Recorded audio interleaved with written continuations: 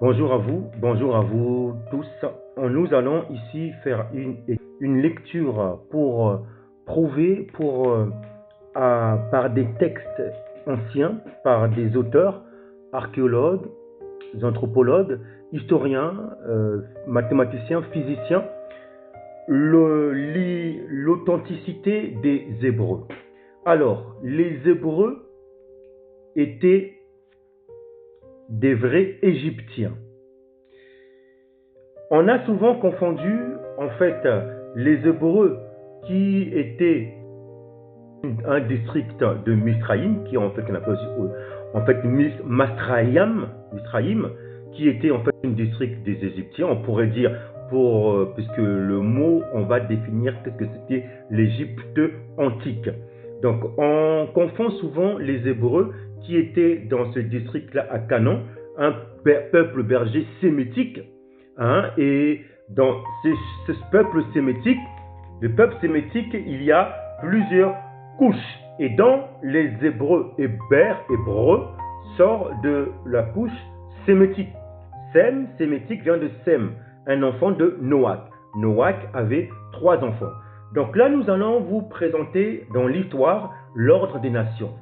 Et en particulier, le peuple hébreu. Parce que dans l'histoire, souvent, on confond le peuple hébreu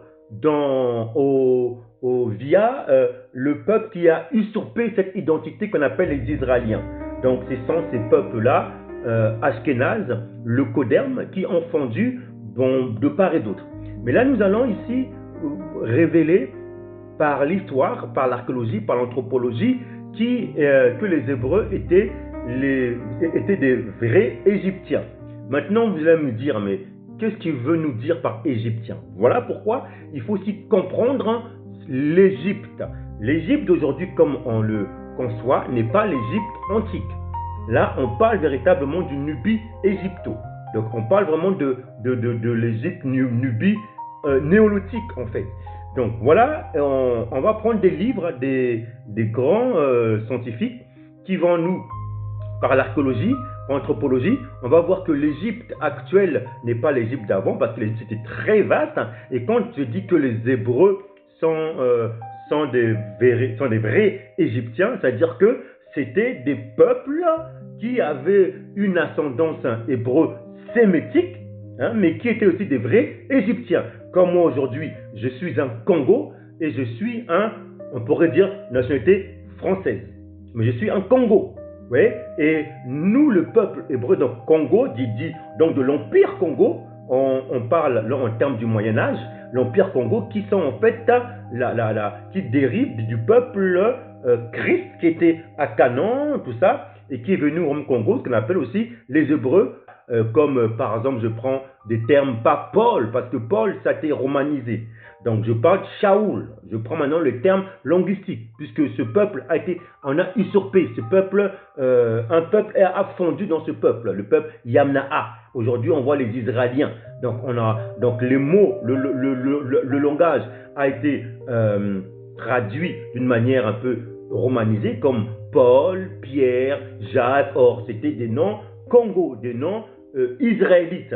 Voilà, là on vous l'appelait sur la tradition israélien avec le côté yiddish.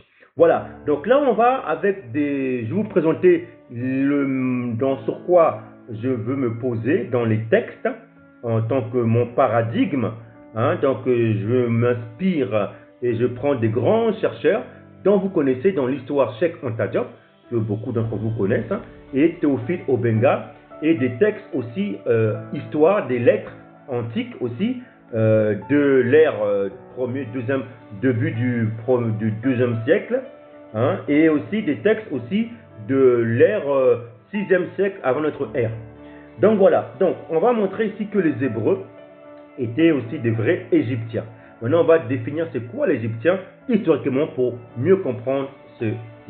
Alors, pour commencer, je vais déjà vous prendre pour introduire d'abord ce que nous allons communiquer. Là, je suis alors, je vais prendre d'abord cet auteur. Cet auteur, c'est le professeur, c'est un Yiddish, un Israélien, vous voyez, un Israélien. Donc, ce sont ce peuple-là qui a usurpé le droit, les véritables Israélites. Donc, à tous mes frères communautés, à mes voisins kamites, panafricanistes, dans le peuple de Kam. Vous voyez, lui, c'est un Israélien, c'est pas un Israélite. Alors, quand souvent les panafricanistes parlent des Hébreux, ils confondent avec eux. Donc, c'est normal quand on vous dit Jésus, on vous dit Dieu, on vous dit... Donc, ça, ce sont leurs divinités. Ils ont simplement... ça a été simplement... C'est une translittération comme Dieu. Nous, c'est pas Dieu, c'est Halayam. C'est-à-dire qu'une force vitale qui est dans le tout de nos éléments. Voilà. C'est l'ensemble des lois, harmonie. Et c'est pas un être suprême, c'est une unité des lois. Il n'y a pas de suprématie, c'est une unité, l'écosystème, l'équilibre, plus, moins, voilà, loi du genre, loi de pauvreté, il y a équilibre. Donc c'est l'unité des lois. Voilà. Et après, bien sûr, vous voyez qu'ils ont traduit, comme tout à l'heure je disais, sur les prénoms Paul, Jacques, tout ça, nous on n'est pas là. Ça, c'est ce peuple-là. Donc à vous, mes frères panafricanistes, voilà, ça, ce sont les Yiddish. Ce n'est pas le véritable peuple, les vrais Égyptiens. Voilà. Égypte, ce n'est pas un pays. C'est une zone, une grande zone, l'Égypte. Voilà. Et là, il y a aussi des Hébreux qui avaient pour ascendance sémitique. Parce qu'à Canaan, il y avait des bergers sémitiques qui étaient esclaves du truc au niveau de Canaan, de Misraïm. Donc là, on peut appeler à peu près Égypte. Mais eux, c'était dans Sem. Dans Sem, il y avait les Hébreux. Je vais vous présenter donc lui là. Et lui, c'est un Yiddish qui révèle cela. Il révèle, il dit bien que ces Hébreux-là étaient en fait mélaninés. Donc, quand on dit mélaninés, c'est-à-dire que les Hébreux, les vrais Égyptiens, d'accord, étaient des Kam. Kam, c'est brun, mélaninés. Et quand on dit Kamat, KMT, c'était terre des peuples mélaninés. Donc, les Hébreux étaient mélaninés de la terre mélaninée. On va introduire, avant de présenter les livres dans lesquels je vais vous présenter, je vous envoie, ça va être justement un étincellement pour que vous puissiez vous-même vous procurer ces livres et puis faire vos recherches. Hein. Il y a peut-être des extraits peut-être dans le réseau. Et par rapport à tout ce que je vous dis, parce que je ne vais pas tout vous lire, je veux simplement vous booster pour vous montrer que les Hébreux étaient les vrais Égyptiens. L'Égypte là, c'est Nubie-Égypte, mon peuple au-delà de Couchite.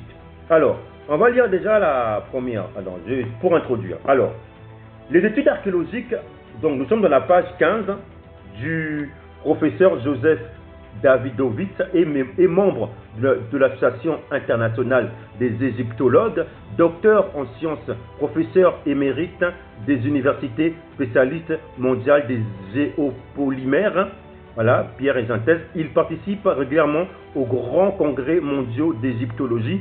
La Bible avait raison. Voilà, donc c'est lui-là que je vous ai présenté. Donc lui, il est parti en Égypte et il a relevé les preuves que Moïse et Youssef et que les Hébreux étaient là-bas, les vrais Égyptiens. Voilà. Et l'Égypte était vaste. Alors je lis juste une introduction. La raison en est simple. Page 15. Les archéologues cherchent le peuple hébreu parmi les bergers sémites, réduits en esclavage, mais n'en trouvent pas la trace. En revanche, nous avons prouvé que les Hébreux étaient des vrais Égyptiens, dont seuls quelques dirigeants étaient descendants sémitiques. En considérant cette origine, de nombreux textes hiéroglyphes, les stèles égyptiennes et les vestiges archéologiques prennent enfin tout leur sens. Là où les archéologues ne trouvent pas le témoignage des Hébreux sémites, l'égyptologie nous présente une foison de preuves sur les Hébreux égyptiens. Les conséquences sont spectaculaires. Voilà. Donc là c'est par exemple, là c'est les traces, là on est les traces par rapport à Moïse. Là c'est le Youssef, Amnémophis, Youssef, en Égypte, hein, via les hiéroglyphes, hein, parce que nous aussi on écrit aussi les hiéroglyphes, hein, voilà. Donc là c'est le premier livre dont je vous ai présenté, qui montre la preuve de Moïse en Égypte, parce que beaucoup de nos voisins disent que Moïse n'a jamais existé. Or, Moïse était, c'est normal, parce que eux ils cherchent Moïse par rapport au peuple sémitique. Donc, fondu à Canaan par des locodermes. Donc, il y a un métissage. Eux cherchent ça, ils ne vont jamais trouver. Or, ce peuple sémitique, mais hébreu, était aussi les vrais Égyptiens. Il y avait une partie qui était en Égypte, hein, c'était des grands hein, Égyptiens, comme autant de Amnémotep, hein, Youssef, qu'on appelle Youssef, qui était fils de Apou, Amenophis, qui était un grand scribe et un grand savant. Voilà, donc là, il prouve justement, par ce livre-là, la Bible avait raison, voilà, du professeur Joseph Davidovitz, hein, voilà, un Israélien. voilà, de Moïse. Et l'autre partie, c'est la Bible avait raison. Là, c'est de Youssef. Voilà. Et là, il a même pris des photos. Je vais vous montrer. Voilà. Je vais vous montrer. Voilà. Ça, c'est amener mon fils de Apour, âgé de 80 ans. Youssef. Voilà. Youssef. Voilà. Vous voyez? Ça, c'est deuxième livre. Pareil, pour vous le procurer aussi. Voilà. Et ensuite, avec ça, j'ai le livre de Cheikh Anta Diop. Ça, vous connaissez. Nation, Nègre et Culture. Voilà. Là, lui, qui prouve, en fait, les civilisations, hein, qui parle de la constitution des Hébreux, négroïdes, on était, et qui parle aussi au niveau de la linguistique. Bon, j'ai pas eu le temps de le lire, hein, mais qui parle aussi de la constitution au niveau de l'État de notre peuple, matriarcat, de la patrilinéalité. Cheikh Anta Diop, il prouve ça historiquement, prouvé que nous sommes une constitution de matriarcat, de la patrilinéalité. Et ensuite, pareil, le même auteur, Cheikh Anta Diop, mais de Théophile Obenga, son disciple droit qui est encore vivant. Voilà, Théophile Obenga, Cheikh Anta Diop, Volney, le Sphinx. Voilà, je l'ai commenté dans la suite qui va venir. Et je vous en, voilà, ça, voilà. Je ne sais pas s'il est encore en vente, hein, moi je vais ça pour des années. Voilà, et ensuite, j'ai ça aussi. Ça, j'ai lu, j'ai fait un message dessus. Hein, c'est très, là, il parle beaucoup de l'économie culturelle au niveau de l'Afrique. Hein, c'est très intéressant. Voilà, là aussi, pour complémenter aussi c'est que le sujet dans lequel je parle. Et je prends aussi des lettres de notre culture, des grands analystes, dans Ézéchiel. Hein, Ézéchiel, donc j'ai pris ces textes d'Ézéchiel, donc c'était pendant le 7e siècle, hein, Ézéchiel, des textes qui datent du 7e siècle qui ont été pris, trouvés, hein, voilà, des textes, hein, et qui parlent de notre culture, hein, dans des gros analystes, hein, qu'aujourd'hui ils appellent des sentinelles, hein, des personnes qui ont analysé, qui ont une capacité d'analyser le passé et au présent dont ils étaient, et puis de donner des déductions au futur. Donc Ézéchiel, voilà, les textes d'Ézéchiel, bon, c'est de 2 à 2, il y a Ézéchiel et Daniel, ces textes-là, voilà, ça vous le trouvez dans la Tawara, mais moi j'ai que ces textes-là, voilà, et j'ai aussi des lettres, hein, que eux ils appellent Paul, mais de Shaoul, voilà, épître de Paul, voilà, de milieu 2e siècle, voilà, là ce sont des lettres de Paul qui parlent aussi au niveau de l'Égypte. Dans les frères au Rome, hein, aux frères de Rome, il dit que l'Égypte a eu la souveraineté au niveau de la puissance, donc qui est lié avec Kushite Nimrod. Voilà, je savais que ces textes-là, dont je veux comme nous booster à aller et nous encourager. Voilà, je vous souhaite donc à vous une très bonne écoute. Voilà, je vais prendre sur quoi mon paradigme, sur quoi je me pose, sur ça. Et bien sûr, voilà. Allez, bonne écoute à vous et salutations. Merci. Bien sûr, avant de commencer, nous allons donc vous faire part des classes raciales selon la science, l'ordre des nations. Dans la pensée de l'Égypte, je rappelle que l'Égypte était une grande civilisation. C'est l'exemple de type Havard, si vous voulez. C'est-à-dire toutes les nations allaient en terre de Kamat, qu'on appelle en fait Égypte, parce que c'est comme ça qu'on appelait, Égypte Kamat, hein, peuple brun, mélaniné, de la terre, mère. C'est comme ça qu'on les appelait Égypte, parce qu'on va comprendre que l'Égypte était très vaste.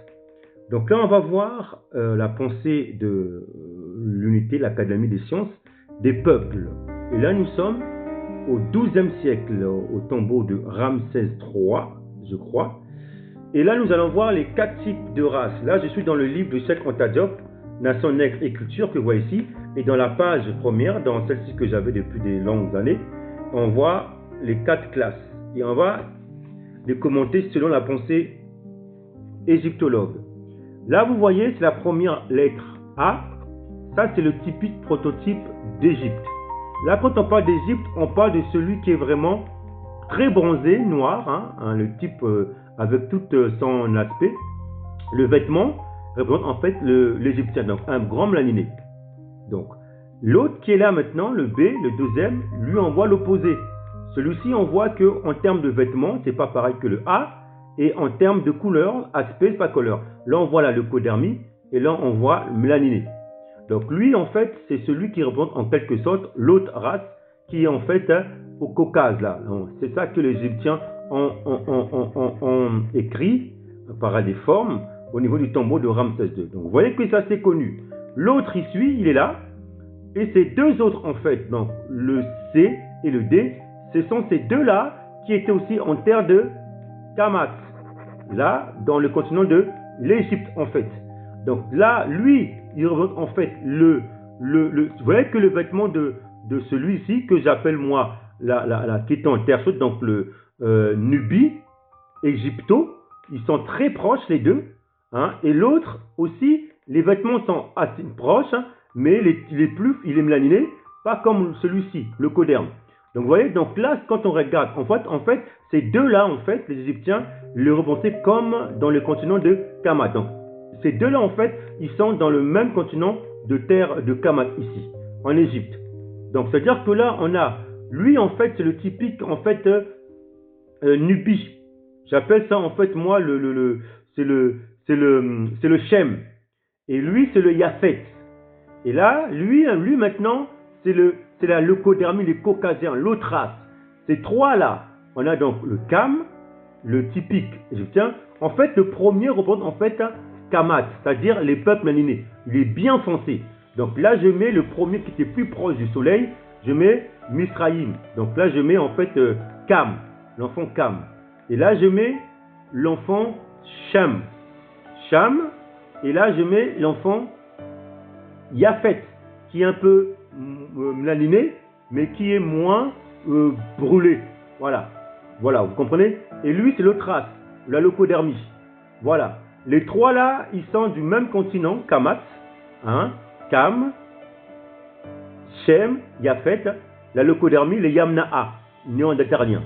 Et après, vous allez voir que le peuple qui est ici là, qui représente en fait Yafet, la leucodermie s'est mélangée avec eux. En Italie, en Europe, bien sûr. Et bien sûr qu'il y a eu après le peuple de Shem. Shem, il y a eu plusieurs enfants, dont les Hébreux sortent de là.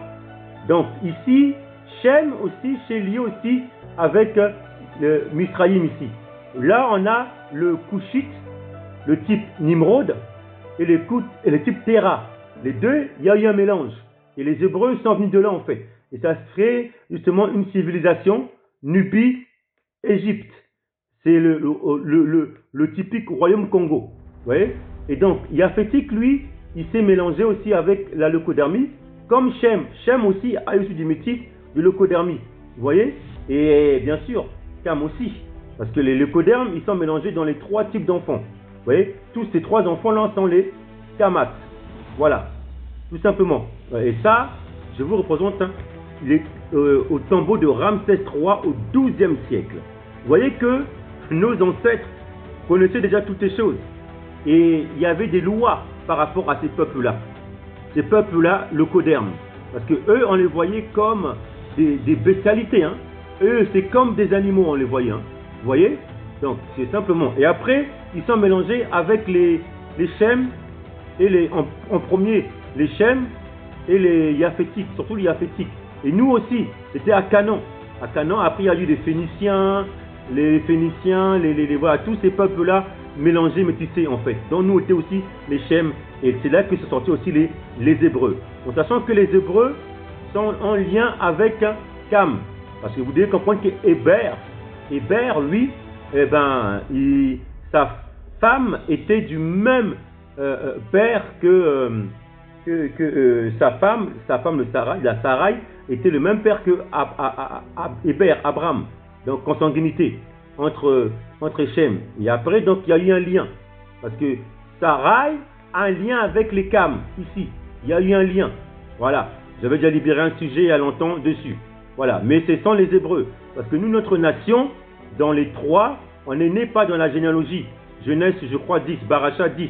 Nous, on est venus par la suite. Avec les deux nations qu'on s'est créées, les Jacob, Yacouba et Édom, Ésaü. Et nous, on vient de Israël, Jacob, Israélite. On a été créés après. Pourquoi après? Parce qu'il fallait que les nations viennent pour que nous, on sorte de ces nations et qu'on soit un modèle. L'arbitre des nations, qu'on appelle les Hébreux. Vous voyez? Voilà. C'était juste pour vous montrer dans l'histoire comment nos pères représentaient en fait la classe des races. Donc en fait, il y a deux races. Hein. Une et deux. Allez, bonne écoute. Je voudrais partager avec vous, j'ai peu de temps, j'ai à peine 15 minutes. Alors, c'est un sujet dans lequel j'aimerais vous communiquer. Nous avons communiqué depuis des longues années ces sujets. Pourquoi? Parce que nous voyons, et vu la situation dans laquelle nous sommes, dans le contexte historique, géopolitique, dans l'anthropologie, la société, que notre identité, en particulier l'identité hébreu, israélite, a été tellement cachée partout, de part et d'autre, dû à l'histoire du peuple dans lequel nous avons eu en pérégrination. Et nous avons, en ce qui concerne le peuple, bâti des richesses, que ce soit en Égypte, au niveau de Babylone, au niveau de la dispersion. Et ces œuvres ont été, en fait, reprises, usurpées, voire même minimisées, cachées, la tâche dans laquelle nos anciens ont eu. Alors, nous allons parler ici des Hébreux schématiques d'Égypte, donc Nubie, ambassadeur. D'État de la diaspora. Il y a beaucoup de termes qu'il faut comprendre, comme par exemple, d'Égypte.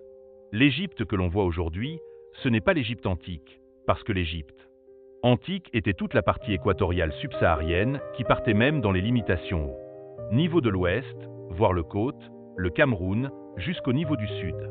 Non, pas forcément le sud, mais là plutôt, ça s'est tiré à ce niveau. Et donc, c'était vaste.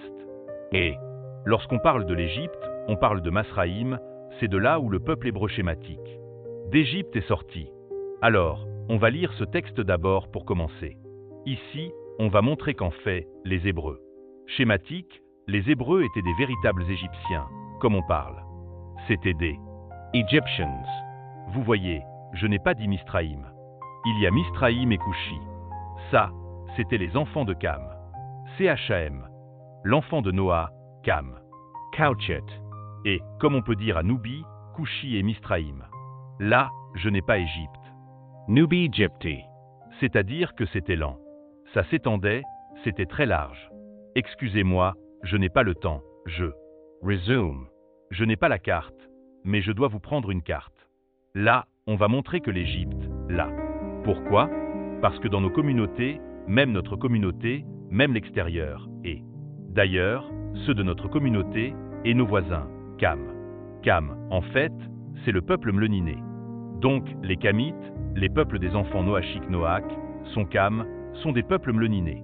Maintenant, quand on dit Kama, ce sont des peuples de la terre mloninée chaude. Donc, les Hébreux, ils étaient déjà Kama. Cam, ça veut dire mloniné. Ce n'est pas les Hébreux que vous voyez aujourd'hui, les Israélites. Parce que l'Israélite est un Hébreu. Dans les Hébreux, après, il y a eu des. Ça, c'est, comment dire, une hiérarchie. Parce qu'il y a eu du métissage des Hébreux à, comment dire, arabe, Ketura. Mais nous, on ne parle pas de l'hébreu israélite de Yakuba. Voilà, Yakuba, pour ne pas dire Jacob, Yakuba. Parce que nos traditions, nos cultures, que l'on retrouve dans les textes de la Tawara, dans la Bible, que l'Empire romain a pu prendre le texte, ils l'ont pris et puis ils l'ont romanisé. Syncretize. Aujourd'hui, beaucoup nous lisons ces textes dans cette pensée romanisée et du coup, on méprise, on rejette les Hébreux. Au point où on dit même, Moïse n'a pas existé, Youssef n'a pas, Yachaf n'a pas existé, il n'y a pas de traces. Et tout ça, en fait, ce sont des confréries montées pour cacher, en fait, les traces et les traces d'eux. Nos ancêtres hébreux israéliques dont on était des schémétiques. Vous voyez, ce n'est pas les Israéliens que vous voyez là-bas. Eux, ce sont des Ashkenazes. Et la plupart des Kamites, ces HAMITE, donc des panafricanistes, sont en train de rejeter. Ces écritures dans lesquelles la Tawara a rejeté, en quelque sorte, tous ces. Moïse n'a pas existé, vos dieux. Nous, en fait, Dieu, c'est eux qui ont traduit. L'autre, c'est la transgression à la yam. C'est la force vitale qu'ont chacun d'entre nous. Ce n'est pas un être suprême. Non, ça, c'est faux. Chez nous, il n'y a pas de suprématie. Chez nous, c'est l'unité à la yam, l'unité. Donc, nous, on est là pour restaurer, en fait, nos écritures Tawara, qui ont été mises dans cette bibliothèque qu'ils appellent Bible et qu'ils ont essayé de monter, syncrétiser, romaniser, qu'aujourd'hui, même nos frères communautés rejettent même notre culture. Et c'est ça qui est triste et ça, parce que quand Ptolémée est venu, c'est en l'an 30 avant notre ère, où il y avait complètement les Misraïm, tout a été volé. La bibliothèque Alexandrie est venue. C'est après, bien sûr, Ptolémée qui est venu, après Alexandre le Grand, le Petit, pour le dire pointé, c'est là que tout a commencé. Yannick en frérie, pour nous cacher, en fait. Là, je vais vous présenter un livre. Ce livre, il parle, en fait, de l'archéologie révélée à l'existence des Ebreux en Égypte. Je vais vous lire la page. C'est toujours l'auteur, là. Voilà, je vous montre l'auteur. Voilà, c'est cet auteur.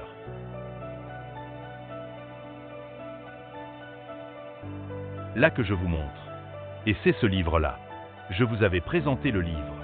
Là, c'est le livre des Hébreux en Égypte. Il prouve Joseph, le grand tribe d'Amnémophie. Je vous l'avais déjà présenté. Alors, là maintenant, je vais vous présenter les traces du deuxième volet.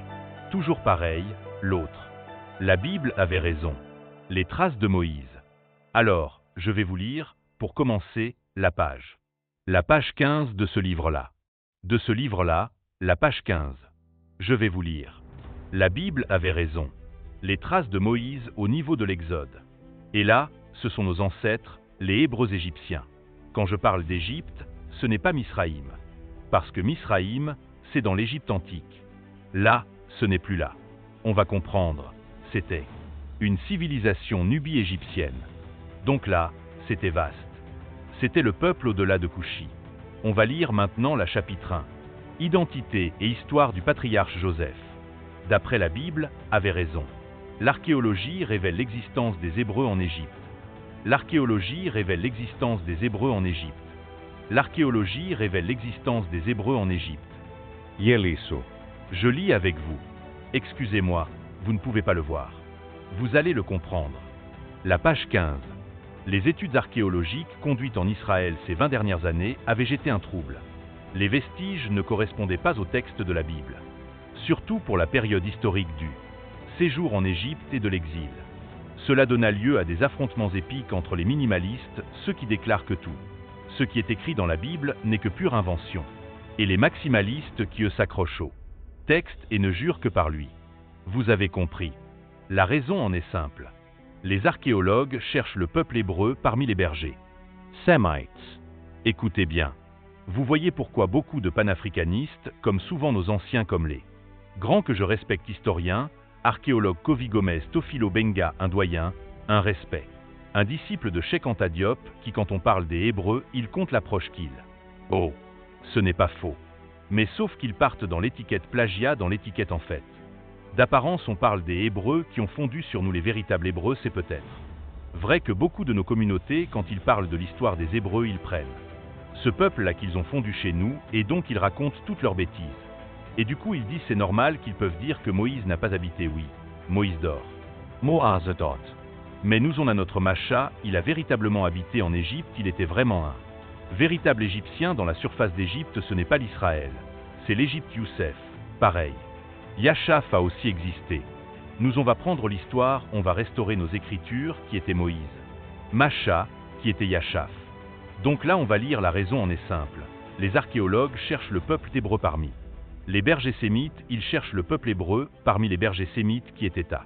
Canens reduits en escavaje. Mais ils n'en trouvent pas la trace, c'est logique. Ils cherchent mais ils ne trouvent pas la trace. Maintenant écoutez bien, en revanche, nous avons prouvé que les Hébreux étaient des vrais Égyptiens. Là l'Égyptien, c'est tout l'étendue l'équatoriale subsaharienne. Toutes ces choses-là. C'était large, donc ça revient en fait à l'Empire Congo parmi les bergers. Sémites réduits en esclavage, mais n'en trouvent pas la trace. En revanche, nous avons prouvé que les Hébreux étaient des vrais Égyptiens dont seuls quelques dirigeants étaient descendants d'ascendance sémitique. Voyez-vous, là on parle. Maintenant, et là c'est le chercheur, l'égyptologue qui était sur place et qui a démontré ces choses, et même on va voir, il écrit, il nous montre c'était quoi l'Égypte en antique, le Nubie-Égypte c'était quoi en fait. On va lire en considérant cette origine, de nombreux textes hiéroglyphes des stèles égyptiennes et des vestiges archéologiques prennent enfin tout leur sens là où les archéologues ne trouvent pas de témoignages des Hébreux sémites. L'égyptologie nous présente une Foison de preuves sur les Hébreux égyptiens, les conséquences sont spectaculaires. Vous voyez les Hébreux égyptiens, tout l'équatorial, tout commence par le patriaste Yoshef, le premier Hébreu, il a désormais un visage et un nom, celui d'Amenhotep. Youssef, on a prouvé que c'est Amenhotep, fils d'Apu, le plus éminent scribe et savant de l'Égypte. On va comprendre c'est quoi l'Égypte, vous ne pensez pas le pays, non. Ce n'est pas Misraïm, là on est sorti de Misraïm, là on parle de l'Égypte Cheikh Anta Diop Théophile Obenga. On va peut-être le lire dans Nation Nègre et Culture, qui nous révèle c'est quoi l'Égypte d'avant, on va le prendre ici. Il vécut de 1437 à 1356 avant JC, et fut le grand chancelier de l'Égypte sur le pharaon Amenhotep III. Là on parle de Yasha Youssef, père d'Akhenaton, le pharaon monothéiste, la preuve, une stèle égyptienne. Authentique et recopié mot pour mot dans la Bible. Figure donc là on a prouvé, je vous envoie dans la partie que j'avais communiqué avec vous ce livre, là je vous en prenais ce livre, là voilà. Là il révèle Youssef, Joseph la Amenhotep, fils d'Apu en Égypte, entre 14e siècle. En Égypte avant notre ère, là je vous invite, j'avais libéré un étage dessus. Là on va juste montrer Moïse, et quand on parle de l'Égypte, qu'est-ce que c'est qu'en fait l'Égypte? Pour dire que beaucoup on cherche les Hébreux chémétiques Akhenaton, or il y a aussi les Hébreux en Égypte, sauf que les Hébreux chémétiques étaient mélangés. Métissés, il y avait 3 groupes avec des sous-groupes, et donc souvent quand on voit les Hébreux, nous on voit les groupes dont il y avait un mélange. Dedans il y avait aussi les Phéniciens, il y avait Akhenaton, il y avait beaucoup de mélanges, et là maintenant on va distinguer les Hébreux chémétiques, qui étaient aussi Akhenaton, et il y avait aussi des Hébreux ascendants, les Hébreux chémétiques, les Hébreux en Égypte. Je fais une pause parce que j'ai plus de temps, on va reprendre ça. Pas de témoignage des Hébreux sémites, l'égyptologie nous présente une foison de preuves sur les Hébreux égyptiens.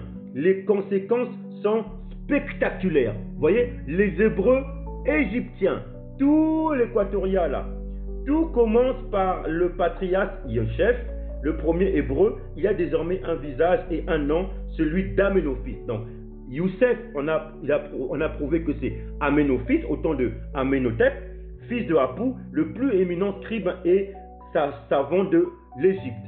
On va comprendre c'est quoi l'Égypte là. Ne pensez pas le pays là. Non, c'est pas Misraïm. Là, on est sorti de Misraïm. Là, on parle de l'Égypte. On va Cheikh Anta Diop de Théophile Obenga. Non, plutôt Nation Nègre et Culture. On va peut-être le lire dans Nation Nègre et Culture qui nous révèle en fait c'est quoi l'Égypte d'avant. Non, peut-être, on va le prendre ici, peut-être, dans celui-ci. Alors, il vécut de 1437 à 1356 avant JC et fut le grand chancelier de l'Égypte sous le pharaon Amenhotep III. Là, on parle de Yasha, Youssef, père d'Akhenaton, le pharaon monothéiste. La preuve, une stèle égyptienne authentique est recopiée mot pour mot dans la Bible, figure 1. Donc là, on a prouvé, je vous envoie dans la partie que j'avais communiquée avec vous, cette partie-là, ce livre-là, on prenait ce livre-là, voilà, là il révèle le Joseph, là, le Amenhotep, fils de Apu, en Égypte, entre 14e siècle en Égypte, avant notre ère.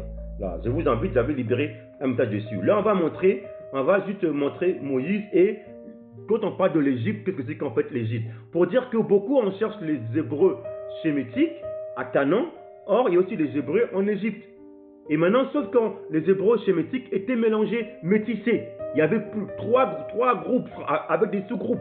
Et donc souvent quand on voit les Hébreux, nous on voit les groupes dont il y avait un mélange.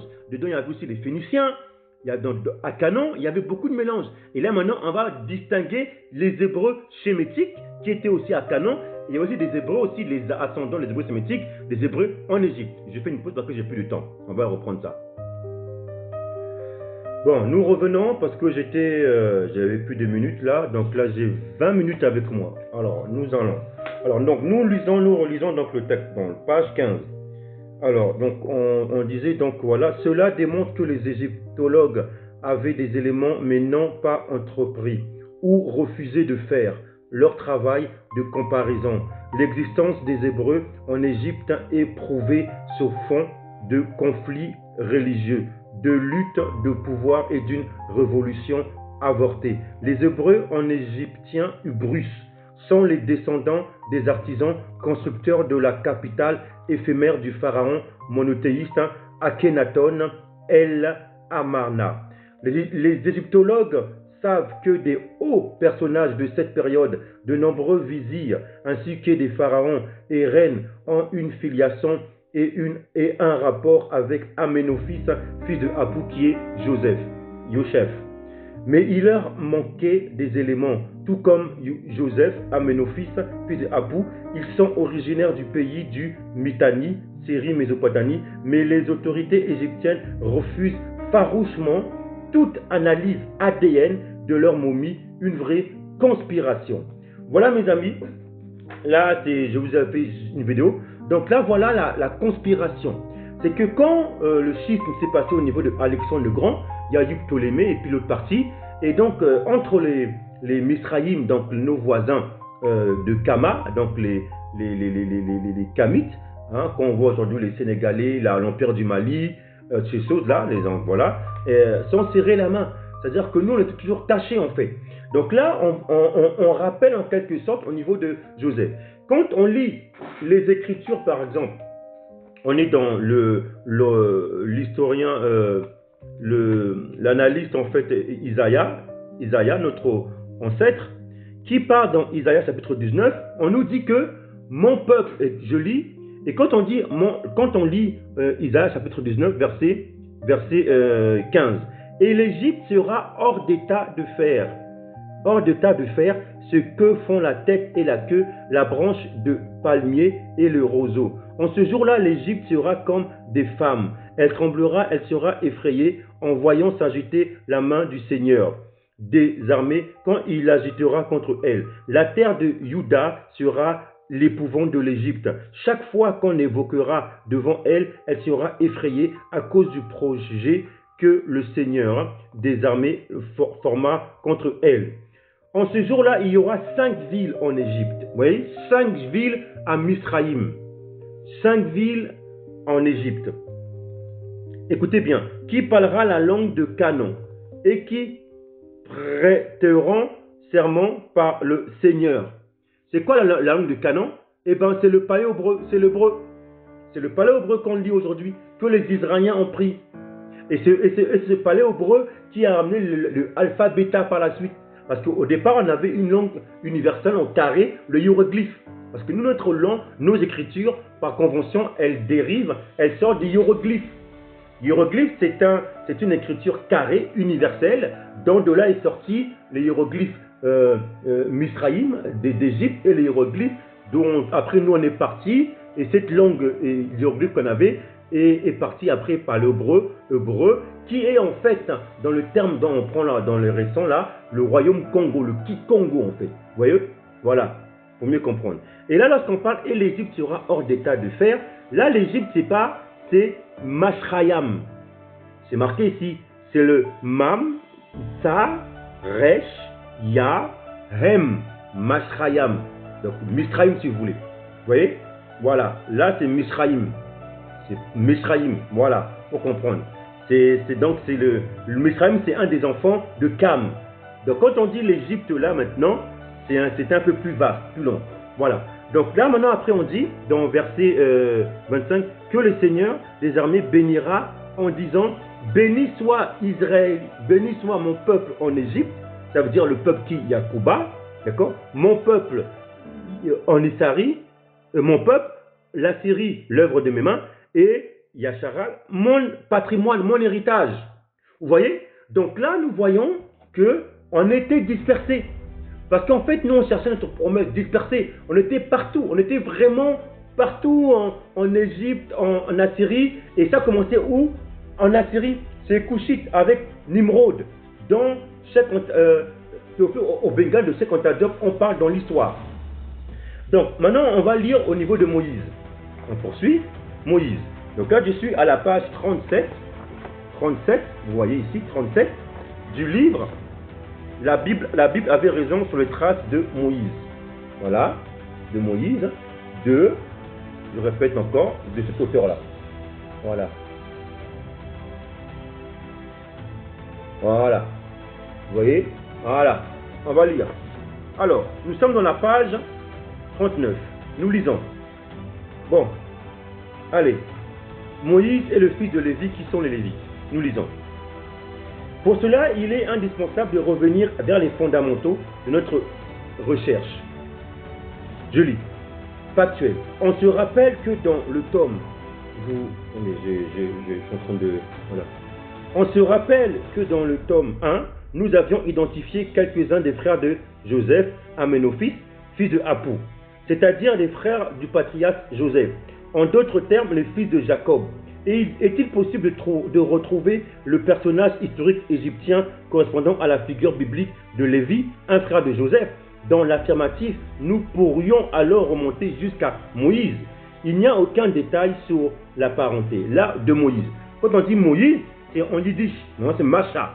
Macha. Pour dire à nos frères communautés, nos voisins qui rejettent, parce que quand on entend la phonétique Moïse, yiddish, et eux ils voient ceux qui ont fondu chez nous les Hébreux. Eux ce sont les Israéliens, ce n'est pas Israélites. Les véritables Israélites hébreux, c'était des Cam, des Mélanites.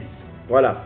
Ce n'est que bien plus tard, d'après l'exil de Babylone, que les rabbins lui attribuèrent un père nommé Amram. Écoutez bien.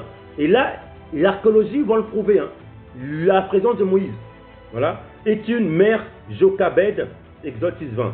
En dehors de toute vraisemblance, puisque Amram aurait alors vécu 137 ans, la présence de ces deux parents de Moïse, de Macha, dans le récit de Flavius Joseph. Flavius Joseph aussi a écrit un texte concernant aussi Moïse. Et donc, d'une facture récente, comme nous avons décidé de nous en tenir strictement au texte originel, nous ne prendrons pas en compte cette information ajoutée. Nous tenterons de clarifier la question de l'ascendance de Moïse. Avec les seuls éléments tangibles dont nous disposons, l'archéologie, la science, l'égyptologie et l'étude de documents historiques bien référencés. Parce que oui, dans l'hiéroglyphe, il y a aussi des textes qui sortent après du cunéiforme, après ça vient le paléobreu, en fait les Kikongo. Qui étaient les Lévi, les fils de Lévi? Nous lisons.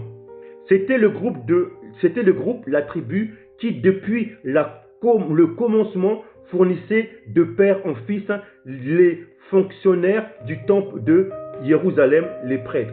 La tradition enseigne qu'ils étaient les descendants de Lévi, un des fils de Jacob, donc un des frères de Youssef. Moïse fait partie de cette caste qui, déjà parmi les Hébreux vivant en Égypte, aurait occupé les postes sacerdotaux. Il s'agit bien d'une confrérie particulière dotée au moment de l'Exode d'un statut très spécial au sein du peuple des Hébreux. La lecture du texte suivant, extrait de Nombre 1, est assez symptomatique de leur état d'exception. Je ne vais pas lire Nombre 1, il dit l'Éternel parla à Moïse dans le désert, bon j'avance, voilà, le texte ensuite, voilà. Moi, je voulais lire un texte, voilà. Ils sont donc, voilà. Qui étaient donc ces prêtres, cette tribu de Lévi? Donc, faisait partie Moïse et son frère Aaron. Et fait plus troublant, ou dans quel sanctuaire exerçaient-ils leur sacerdoce pendant leur résidence en Égypte? La religion d'Akhenaton, le Oni, le criminel, était interdite depuis longtemps déjà et il n'y avait aucun temple en activité. Il avait tout été rasé. Était-il donc dans la clandestinité? Nulle part dans la Bible on évoque une telle éventualité.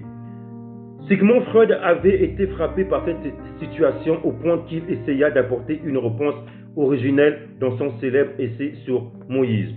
Alors, on va pas lire ça parce que c'est voilà le temple funéraire. Voilà. Donc là, on voit le temple funéraire de Amnémophis. Voilà. Voilà. Donc là, en fait, je vous invite de lire tous ces textes-là. Il prend des photos et vraiment, il explique vraiment à l'appui des textes, à l'appui quand on parle de Macha. Voilà. Vous lisez, je vous invite de prendre ce livre-là. Voilà. Je vais pas le lire tout. Voilà. Mais c'est juste pour vous dire au départ, comme je le disais. Voilà. La raison en est simple. Les archéologues cherchent le peuple hébreu parmi les bergers sémites, donc à Canaan, réduits en esclavage, mais n'en trouvent pas la trace. En revanche, nous avons trouvé que les Hébreux étaient les vrais Égyptiens. Vous voyez, les Hébreux étaient les vrais Égyptiens, donc des Kamas, dont seuls quelques dirigeants étaient d'ascendance sémitique. Voilà, en considérant cette origine, de nombreux textes hiéroglyphes, des stèles égyptiennes et des vestiges archéologiques prennent enfin tout leur sens, là où les archéologues ne trouvent pas de témoignages des Hébreux sémites. L'égyptologie nous présente une foison de preuves sur les Hébreux égyptiens. Les conséquences sont spectaculaires. Donc les Hébreux là, on dit les Hébreux, et parmi les bergers, voilà, les Hébreux égyptiens. Donc j'ai vu le dire, voilà, les Hébreux étaient des vrais Égyptiens. Oui, les Hébreux sémitiques là étaient des vrais Égyptiens. Mais beaucoup vont vers les Hébreux sémitiques qui étaient en esclaves là à Canaan. Mais il y avait aussi des ascendants, comme Youssef, qui était confondu aux Égyptiens. Mais on savait que c'était aussi un sémitique. Mais ce n'est pas la foule qu'il savait. Donc lui, c'était un véritable Égyptien, quand ses frères sont venus après. Maintenant, on va démontrer, ici par du Cheikh Anta Diop de Théophile Obenga, on va lire, donc Théophile Obenga, Cheikh Anta Diop, Voné le Sphinx. Voilà, je vous invite aussi ce livre-là, voilà, je vous le montre. Voilà, on va lire la page. Alors, la page. Là, on va révéler, c'était quoi l'Égypte en fait à l'époque, l'Égypte d'époque. Voilà, on va lire. Alors, où est-ce que j'ai mis ça? Voilà, c'est la page 238. Page 238. Voilà, page 238 de Cheikh Anta Diop, Voné et Sphinx de Théophile Obenga. Je lis. Antériorité historique et culturelle de la Haute-Égypte, comme un terme reste, ok, et de la Nubie par rapport au Delta. Vous devez comprendre que la civilisation, on pourrait dire Misraïm, si vous voulez, Égypte, est la floraison de la Nubie-Égypte, ça veut dire du royaume Congo. Kofi Gomez, il ne fait que répéter ça, et Cheikh Anta Diop aussi le parle. Quand on parle de l'Égypte actuelle, parce que quand on voit l'Égypte là, quand on parle des pharaons, quand on voit les pyramides à pharaons, vous devez savoir que qui a donné naissance aux pyramides pharaons, c'est la civilisation Narmer, qui était Nimrod. Et dans Nimrod, il y avait Terah, qui était un hébreu, et Nimrod, un Couchite. Couchite est l'enfant de Cam. Donc et puis ce but de Nimrod, c'était de faire une hiérarchie, de unir la Haute-Égypte qui est au sud, en haut, et la Basse-Égypte qui est vers l'Égypte là, après vers le nord là-bas. Donc le but c'était de réunir les civilisations, les trois peuples, les peuples là qui sont formés dans l'Empire, la Haute-Égypte et la Basse-Égypte. Il y avait une unification. Si vous voulez, c'est le tout. Si vous voulez, c'est le panafricanisme. Mais selon les hommes. Vous voyez, après on a vu qu'il y a un problème. Et là, c'est la civilisation Narmer. Et là, qui était dans l'hierarchie, il y avait Nimrod, Narmer et Terah. Donc c'est toujours là les Shémétiques hébreux et les Cam Couchites. Et ce sont ces peuples-là qui sont mélangés, ces peuples-là qu'il y a mis en place, créé, qu'après ils ont uni toute la partie Kamas, qu'on appelle l'unification de la Haute-Égypte et de la Basse-Égypte. On parle en fait, donc la source même de ce peuple-là, qui a créé l'unification, ce qu'on appelle là le royaume Congo. Mon peuple au-delà de Théophile de Couchite, mais dispersé. Maintenant on va comprendre ça, vous allez comprendre. Parce qu'entre Couchite et Terah, vous voyez qu'ils étaient liés ensemble. Quand les pharaons, la science des mathématiques ont été bâties, il y avait les Hébreux ensemble. C'est pour ça que maintenant, comme les Hébreux étaient la tunique et les Couchites le vêtement, c'est deux, donc le cœur et le charismatique. Même les écrits le disent. L'Égypte a reçu le charismatique. Donc l'Égypte, le charismatique, pour les Hébreux israélites, là, les Hébreux, qui en fait, l'Hébreu, Égypte, le peuple qui était lié au Couchite, c'est le deux, on bâtit les civilisations. Maintenant, on cache les Hébreux, Égyptiens véritables, le peuple, et on élève le charismatique. Maintenant, qui a l'héritage des Hébreux, Égypte? Eh bien, c'est les Israélites qui sont sortis de Misraïm, de l'Égypte. Et c'est nous, en fait, les enfants. Nous, on a l'héritage. Donc, quand vous voyez la science des mathématiques que Europa a repris, les Égyptiens, les mathématiques, l'astrologie, toutes ces choses, eh bien, nous, on hérite ça. Ça vient de nous. C'est-à-dire, quand vous allez dans les hiéroglyphes, c'est nous. Nos pères étaient là. Mais sauf que, via le schisme Alexandre Graham, Ptolémée, ils nous ont cachés. Maintenant, nous, on croit que c'était les Égyptiens, en gros, actuellement qu'on voit les Sénégalais, Cheikh Anta Diop était d'ailleurs un Sénégalais. La preuve, en récent, c'est pas en vain, qui a restauré l'histoire?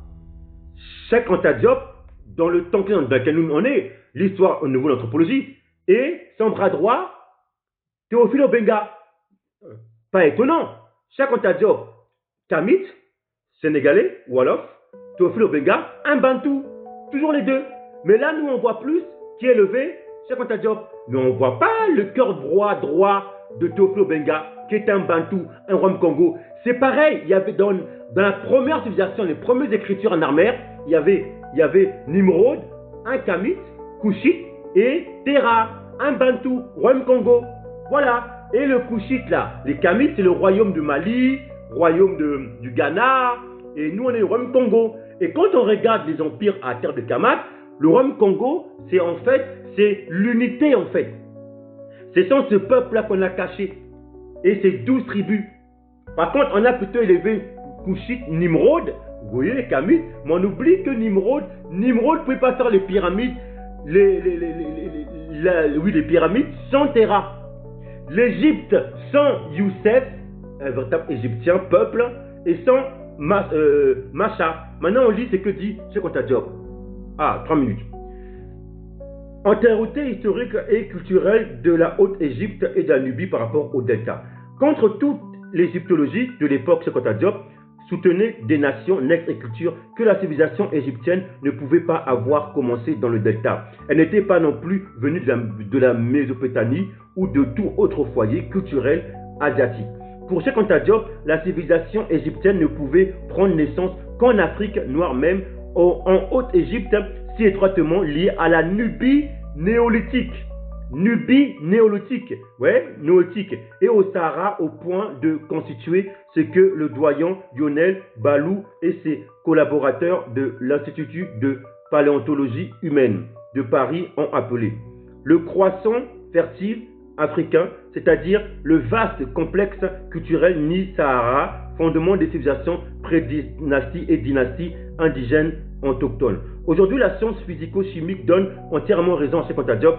En effet, Jacques Labaillerie, qui a dirigé le Centre des faibles radioactivités du Commissariat de l'énergie atomique et du Centre national de recherche scientifique, a apporté les preuves décisives sur cette question de l'antériorité de la Haute-Égypte par rapport au Delta. Le Delta égyptien n'était pas habité avant 3500 avant notre 3500 avant notre ère. Ce n'est qu'à partir de 3500 avant notre ère que le Delta est sorti de la mer. Ainsi, dans le Delta, les plus anciens objets fabriqués par l'homme datent seulement de 3500 avant notre ère, tandis que l'ensemble des datations du C14 au C14 effectuées jusqu'en 1975 montre que les objets, Haute-Égypte est dans le pays voisin Nubie, Soudan. Donc c'était vaste. Et là, c'est entre Terra et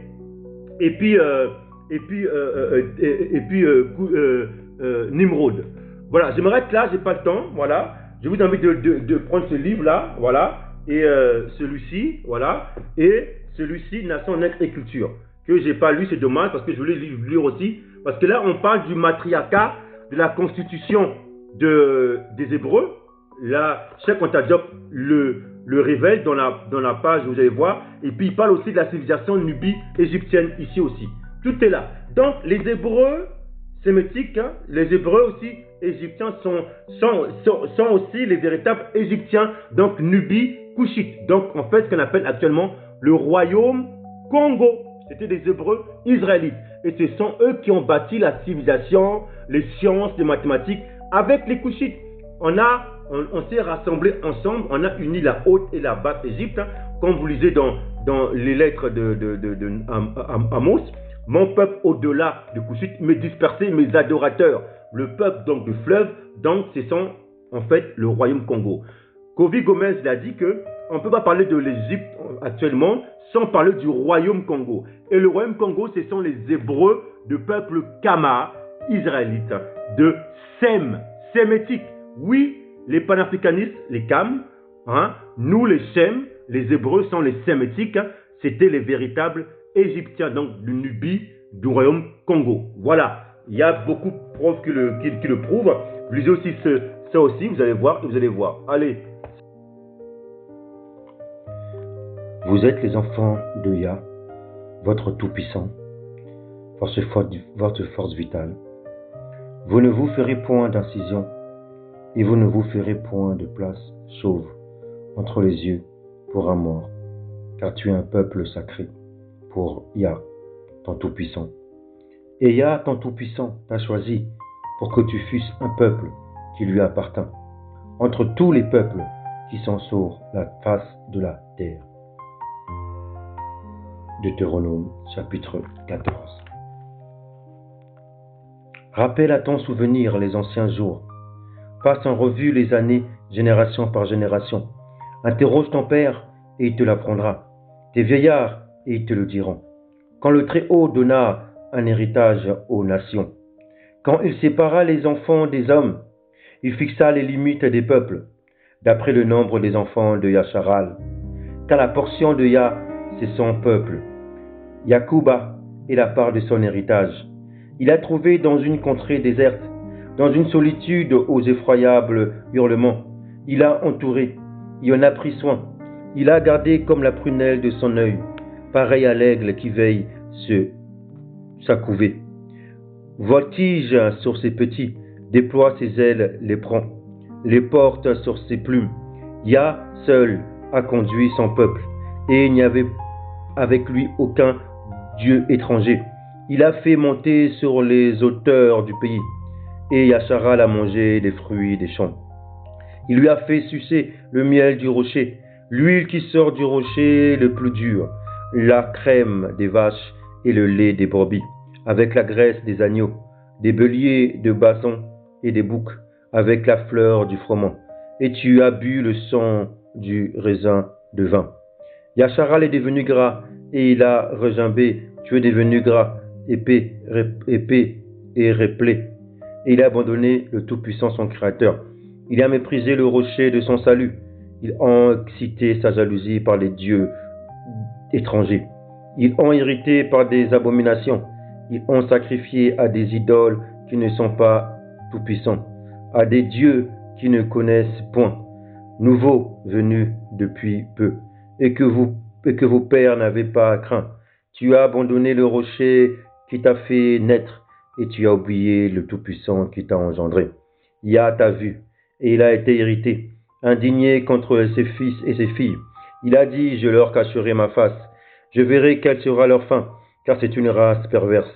Ce sont des enfants infidèles. Ils ont excité ma jalousie par ce qui n'est point tout-puissant. Ils m'ont irrité par leur vaine idole, et moi j'exciterai leur jalousie par ce qui n'est point un peuple. Je les irriterai par une nation insensée, car le feu de ma colère s'est allumé, et il brûlera jusqu'au fond du séjour des morts. Il dévorera la terre et ses produits, il embrasera les fondements des montagnes. J'accumulerai sur eux les maux. J'épuiserai mes traits contre eux. Ils seront desséchés par la faim, consumés par la fièvre et par des maladies violentes. J'enverrai parmi eux la dent des bêtes féroces et le venin des serpents. Au dehors, on périra par l'épée et au dedans par d'effrayantes calamités. Il en sera du jeune homme comme de la jeune fille, de l'enfant à la mamelle comme du vieillard. Je voudrais dire, je les emporterai d'un souffle. Je ferai disparaître leur mémoire d'entre les hommes, mais je crains les insultes de l'ennemi. Je crains que leurs adversaires ne se méprennent et qu'ils ne disent, notre main a été puissante. Et ce n'est pas Yah qui a fait toutes ces choses. C'est une nation qui a perdu le bon sens. Il n'y a point en eux d'intelligence. S'ils étaient sages, voici ce qu'ils comprendraient, et ils penseraient à ce qui leur arrivera. Comment un seul en poursuivrait-il 1000, et deux en mettrait-il 10 000 en fuite, si leur rocher ne les avait vendus, si Yah ne les avait livrés, car leur rocher n'est pas comme notre rocher. Nos ennemis en sont juges, mais leur vigne est du blanc de Sodome et du terroir de Gomorrhe. Leurs raisins sont des raisins empoisonnés, leurs grappes sont amères, leur vin c'est le venin des serpents, c'est le poison cruel des aspics. Cela n'est-il pas caché près de moi, scellé dans mes trésors? À moi la vengeance et la rétribution, quand leur pied chancellera, car le jour de leur malheur est proche, et ce qui les attend ne tardera pas. Yah jugera son peuple, mais il aura pitié de ses serviteurs, en voyant que leur force est épuisée, et qu'il n'y a plus ni esclave ni homme libre. Il dira: où sont leurs dieux, le rocher qui leur servait de refuge, ces dieux qui mangeaient la graisse de leurs victimes, qui buvaient le vin de leur libation? Qu'ils se lèvent, qu'ils vous secourent, qu'ils vous couvrent de leur protection. Sachez donc que c'est moi qui suis le Tout-Puissant, et qu'il n'y a point de Dieu près de moi. Je fais vivre et je fais mourir. Je blesse et je guéris, et personne ne délivre de ma main. Car je lève ma main vers le ciel, et je dis: je vis éternellement. Si j'aiguise l'éclair de mon épée, et si ma main saisit la justice, je me vengerai de mes adversaires, et je punirai ceux qui me haïssent. Mon épée dévorera leur chair, et j'enivrerai mes flèches de sang, du sang des blessés et des captifs, de la tête des chefs de l'ennemi. Nation, chantez les louanges de son peuple, car Yah venge le sang de ses serviteurs. Il se venge de ses adversaires, et il fait l'expiation pour son pays, pour son peuple. Moïse marcha, vint et prononça toutes les paroles de ces cantiques en présence du peuple. Joshua, fils de Nun, était avec lui.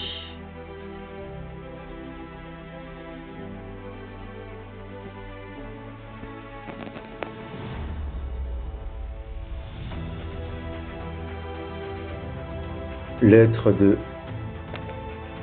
Deutéronome, chapitre 22,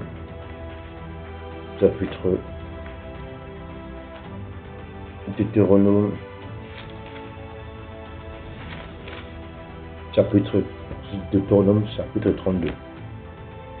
La parole de Yah qui fut adressée à Yahweh, fils de Pétuel. Écoutez ceci, vieillard. Prêtez l'oreille, vous tous habitants du pays. Rien de pareil est-il arrivé de votre temps, ou du temps de vos pères. Racontez-le à vos enfants, et que vos enfants le racontent à leurs enfants, et leurs enfants à la génération qui suivra. Ce qu'a laissé le gazam, la sauterelle l'a dévoré. Ce qu'a laissé la sauterelle, le gelec l'a dévoré. Ce qu'a laissé le gelec, le asile l'a dévoré. Réveillez-vous, ivrognes, et pleurez, vous tous, buveurs de vin, gémissez, parce que le mot vous est enlevé de la bouche, car un peuple est venu fondre sur mon pays, puissant et innombrable. Il a les dents d'un lion, les mâchoires d'une lionne. Il a dévasté ma vigne, il a brisé mon figuier, il a dépouillé, abattu. Les rameaux de la vigne ont pâli, les rameaux de la vigne ont pâli, ont blanchi. Lamente-toi comme la vierge qui se réveille d'un sac, pour pleurer la nuit de sa jeunesse.